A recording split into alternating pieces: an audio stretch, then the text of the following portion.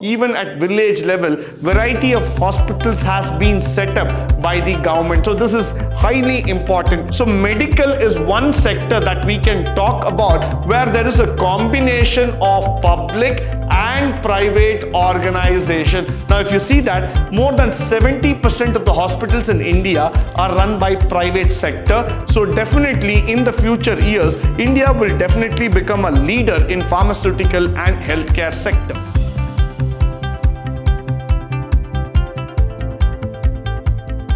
Good morning and welcome to the session 5 of chapter 8 infrastructure. In this chapter, we are going to see about the healthcare infrastructure and the various factors that are associated with it. So let's quickly go into the topics for today. And the topics would be on health, the state of health infrastructure, private sector health infrastructure. Now, if you look into the topic itself, it is one of the key factors or the drivers of the Indian economy. So we are going to talk about health and healthcare infrastructure in depth so that we try to understand how health actually helps us in terms of building up our economy. So quickly moving forward. Now, health. What is the real meaning of health? It is all about being hale and healthy, or it is all about understanding the potential of somebody. Now, health is not only the absence of disease, but also the ability to realize one's potential. So somewhere down the lane, we are talking about performance as the key factor here. So one, if he is able to be normal without any disease, without any problem. And the second factor is that he is able to work and deliver as per the needs of the country. He is able to be productive as far as possible. That itself says that the person is healthy. Now, it is a yardstick of one's well-being. That's very, very important for us to understand here. It is the yardstick, which means to say that it is the benchmark that we use in order to value the performance of somebody in the organization. Next thing, healthcare is a holistic process related to the overall growth and development of the nation. So no doubt about it, the statement itself is very, very simple. It says that health is the holistic process related to the overall growth and development of the nation, which means to say that at any given point of time, health is such an important thing. It's such an important criteria altogether that whenever we are talking about health, whenever we are talking about the development perspective, healthcare is definitely needed. One needs to be healthy. Then only he can support the nation in terms of growth, in terms of development altogether. Through the 20th century, though the 20th century has been a global transformation, but the human healthcare unmatched in history. It might be difficult to define the health status of nations in terms of single set of measure.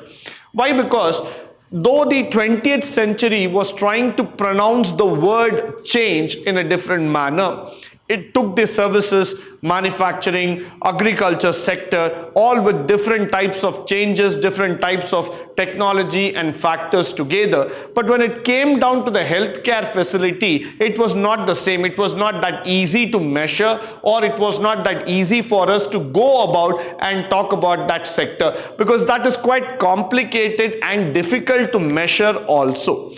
The second thing is that scholars normally look at people's health by taking into account many factors like the infant mortality, maternal mortality, life expectancy, nutrition levels, along with communicable and incommunicable diseases. So when you look into healthcare, there are several indicators which actually try to tell us whether the people are hale and healthy, whether they can continue to contribute to the nation, whether they will be in a position to live long and be a part of the nation. So healthcare is one sector that cannot be assessed over few parameters or few mathematical calculations altogether. It requires a long-term thinking and a deeper understanding which can make the nation more effective and better in terms of development. Now, moving forward, we are also going to talk about the development of health infrastructure that ensures a country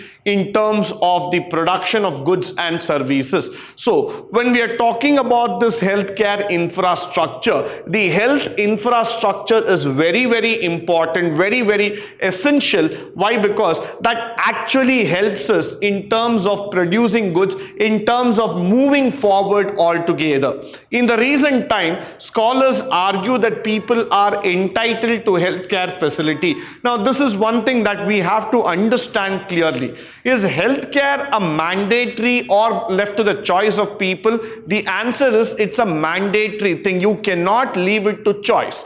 You cannot take it lightly. You cannot go forward and say that, sir, I don't need a healthcare. I don't need an insurance. I'm hale and healthy. Nothing is going to happen to me. So you cannot take healthcare for granted or for any advantageous position altogether. You need to take it seriously, and it's also an utmost importance for the nation to make it understand to the people that they need to go in for an insurance. They need to cover up themselves for whatever eventualities that are going to happen. So it is the responsibility of the government to ensure right, healthy living. So that is the reason why the role of government plays a lot of significance when it comes to healthcare. It is not that easy where you can just go back and say that, yes, I am been living a healthy life. I am done my job. I am feeling happy about it. You cannot say that, because healthcare infrastructure has got a long way to go, and you need to understand the growth altogether. The health infrastructure includes hospital doctors, nurses, and other paramedical professional, beds and equipments required for the hospitals for a well-developed pharmaceutical industry. So this becomes quite obvious and quite important for all of us. Why? Because if you look here, most of the time we are concerned with the factor, we are really concerned about the matter that we are trying to develop ourselves, we are trying to make ourselves more related in terms of the infrastructure factors also. It is not just about the nature, it's not just about the healthy being, but it's also about the hospitals, the kind of equipments, the kind of infrastructure facilities that they have, which combines onto this health sector. Now, moving forward, it is also true that the mere presence of healthcare infrastructure is not sufficient to have healthy people. The same should be accessible to all the people. Very, very important point in the economy. Why? Because if you start understanding the concept of infrastructure, which is very, very important at this juncture, at this stage, is that you will try to see that many at times the mere presence, there is a hospital in one district in India. Does it mean that every person living in that district or in that village is healthy and happy? Definitely not. That hospital should be accessible to all the people living in that district, which means it needs to be affordable, it needs to be clean and hygiene, there needs to be enough doctor and all facilities. So the concept of healthcare is more from the accessibility rather than just the availability.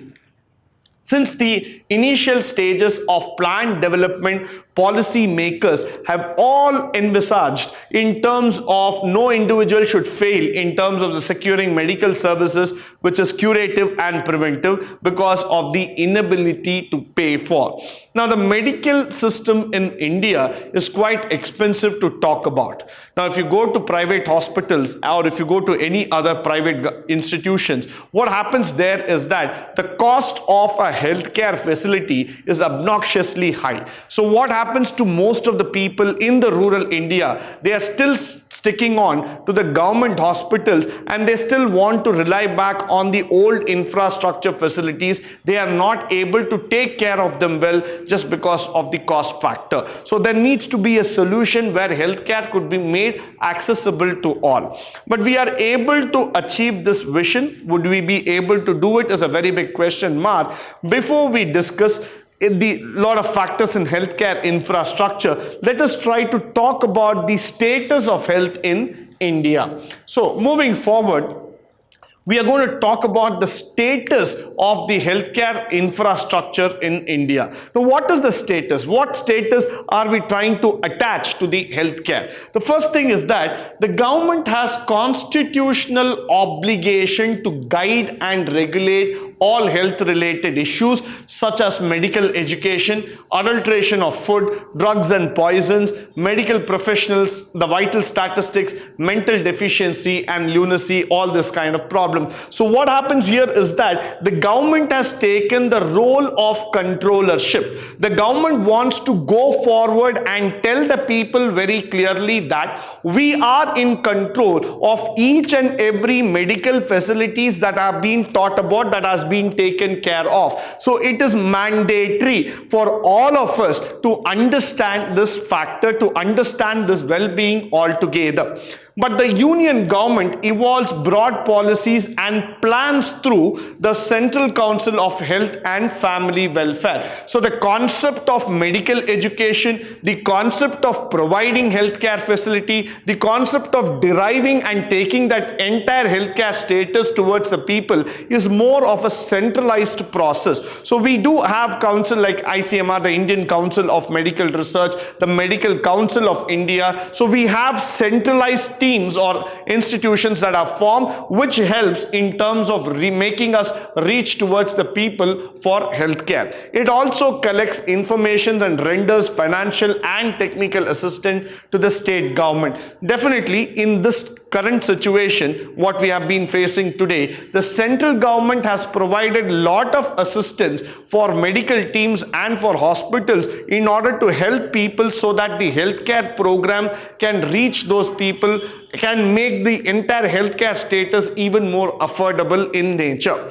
Over the years, India has built up a vast healthcare infrastructure and manpower at different levels. This is very, very important. Why? Because even at village level, variety of hospitals has been set up by the government. So this is highly important. Even at the village level, it is highly important to see that people are now getting better medical facilities. They are able to reach the hospitals. They are able to reach all kind of benefits and facilities so that they are able to go forward and take it in terms of development. So India as a country has got a vast opportunity when it comes to healthcare infrastructure. It is all about making the healthcare infrastructure accessible, easier and at a cheaper cost so that everybody gets the benefit of it. Moving forward, India has also large number of hospitals run by voluntary agencies and private sector. This is a brilliant thing that we need to understand here. Now we have hospitals which are run by voluntary organization and also private sector. So medical is one sector that we can talk about where there is a combination of public and private organization. So we are typically talking about a public-private combination here. So we have private hospitals who are trying to cater to the needs of the people, and we have also a lot of paramedical professions trained in medical colleges, pharmaceutical areas and other healthcare areas which have been used in terms of helping the people. Since independence, there has been a significant expansion in the physical provision of healthcare services. Very, very important topic. Why? Because after independence, we have spent a credible amount of time in terms of increasing the number of hospitals with the infrastructure facility for them. During the year 1951 to 2000, say 50 years, the number of hospitals and dispensaries increased from 9,300 to 43,300. Just look at the number altogether, 9,300 to that of 43,300. It is almost 5 times the jump that we have seen in terms of the hospital development. And we also see that from a 7.2 million beds in the year from 1951, we have gone to more than 8.7 million plus. We have gone in a very, very big way altogether. Today, if you see that we initially had hospitals bed from 1.2 million, we have gone up to 7.2 million, and now we have nursing personals up to 8.7 lakh. So, it has kept on increasing, and the amount of doctors, the people who are getting trained in the medical profession have also significantly gone up for us. We see about 5 lakh. That is again quite an old data for us to look into. Now, the expansion of healthcare has resulted in the eradication of smallpox or other kinds of diseases which were actually threatening the human life. Now, what is the concept and importance of this medical profession is that every time when a pandemic comes up in this world, whenever there is a life-threatening situation that arises, then the need of medical comes to a topmost priority. Why? Because using the help of medical professions, we are able to eradicate diseases. We are able to make the people live a healthy and better life. And that directly counts in terms of development of the country and also in the GDP growth altogether. Now, moving forward. Private sector health infrastructure, which is a very, very important for us topic to know. Why? Because during the recent times, while the public healthcare sector has not been successful enough, why I would say this word not successful is that many of the government hospitals in India have still not updated themselves. They are still relying on the old medical equipment. They don't have proper personnel or proper physical infrastructure. So somewhere down the lane, the government hospitals have not been able to outperform or continue to perform as the same level of that of the private sector. So in that level, the private sector hospitals has gone up in leaps and bounds. Now, if you see that more than 70% of the hospitals in India are run by private sector. They control nearly 2/5 of the beds available in the hospital. Now, you can imagine for a country like India with 135 plus crore population, 70% of them is being controlled by the private infrastructure group. So that is where it becomes more interesting, because people don't take this just as a profession, but they also try to commercialize on the entire factor. But yes, this is good. Why? Because we are now able to provide better healthcare facilities and infrastructure facility to the people. Nearly 60% of the dispensaries are run by the same private healthcare group. So which means to say that nearly 60% of the group will also take care of pharmacies, dispensaries, specialty clinics altogether. They provide healthcare to 80% of the outpatients and 46% of the inpatients, which means this is quite a number for us just to understand and also go through the value. Why? Because in India, when you talk about any kind of disease, any kind of emergency, you need a healthcare facility that can cater to such a large population. So definitely the private healthcare sector is one of the most important healthcare sector, one of the most important zone which I can talk about, which is trying to do a great job in terms of reaching the people and in terms of making healthcare available and accessible to the people. Now, moving forward. In the recent times, private sector has been playing a dominant role in the medical education and training. The medical technology and the diagnostics in terms of manufacturing, sales of pharmaceuticals, hospital construction, everything has been gearing up to a very great extent. Why? Because we want to see this sector growing up, supporting the nation in terms of economic development. So this is a very, very important phase for all of us to understand, for all of us to take it forward. In the year 2001 and 2002, there were more than 13 lakh medical employees and enterprises, employing about 80% of them. And they're all, the kind of people who are interested in terms of serving the people, finding an emerging opportunity altogether. So there is an amount of employment benefit also and growth when it comes to the medical field altogether. Now, moving forward.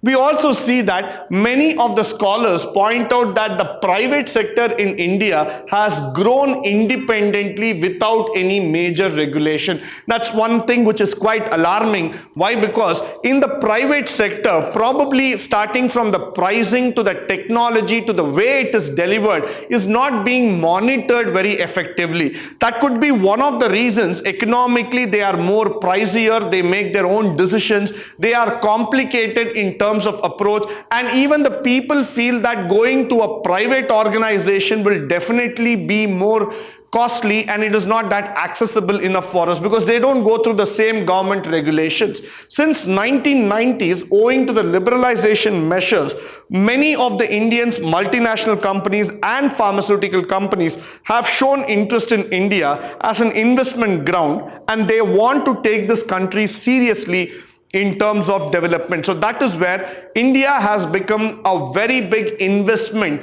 zone altogether in terms of healthcare infrastructure and pharma industry. So even now, in the current situation of the pandemic that is going on, India is one among the forerunners in terms of creating the vaccine. So definitely in the future years, India will definitely become a leader in pharmaceutical and healthcare sector. Now, moving forward. With this, we come to the end of the session. I hope and believe that this session was interesting, informative, and useful. In the next session, we will be discussing about the concluding factors of the infrastructure in terms of healthcare and the various other zones. Until then, stay tuned, stay blessed, and stay enlightened forever. Thank you once again for joining me today.